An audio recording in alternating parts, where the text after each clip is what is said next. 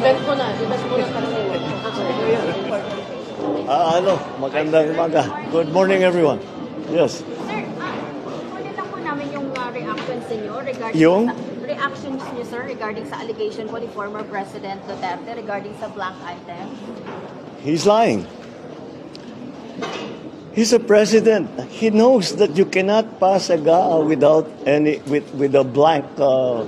He's lying. He's lying because he knows perfectly well that that doesn't ever happen. Sa kasaysayan ng buong Pilipinas, hindi pinapayagan na magkaroon ng item ang GAA nang hindi nakalagay kung ano yung project at saka ano yung gastos, ano yung pondo. So, it's a lie. I was watching the news earlier today and people were saying, it's 4,000 pages. Paano namin ibubusisiin yan? Ang gaganto, para titignan namin isa-isa. Hindi na lang. Meron namang kopya that's available on the website of DBM. Tignan ninyo, huwag na ninyong busisiin isa-isa. Hanapin nyo yung sinasabi nila na blank check. Tignan ninyo kung meron kahit isa para mapatunayan na tama ang sinasabi ko, kasinungalingan yan. That's my reaction. Sir, regarding po sa possible extension ni PNP Chief Marbil, meron po bang ganitong plano, sir?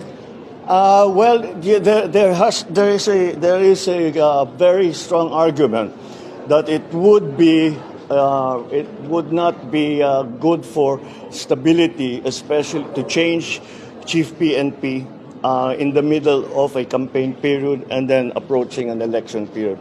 So pinag-aaralan namin, but I think that is probably a very strong argument to keep him on. At the very least until after the elections. All right. Sir, may recommendation pang MMDA to shorten yung pasok sa government agencies sa Metro Manila to ease the traffic from 7 a.m. to 4 p.m. Yes, I saw that.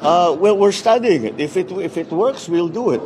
But we have to. It's not enough to talk to the traffic enforcers and the administrators of traffic that have made the suggestion. We also have to ask the commuting public kung practical para sa kanila.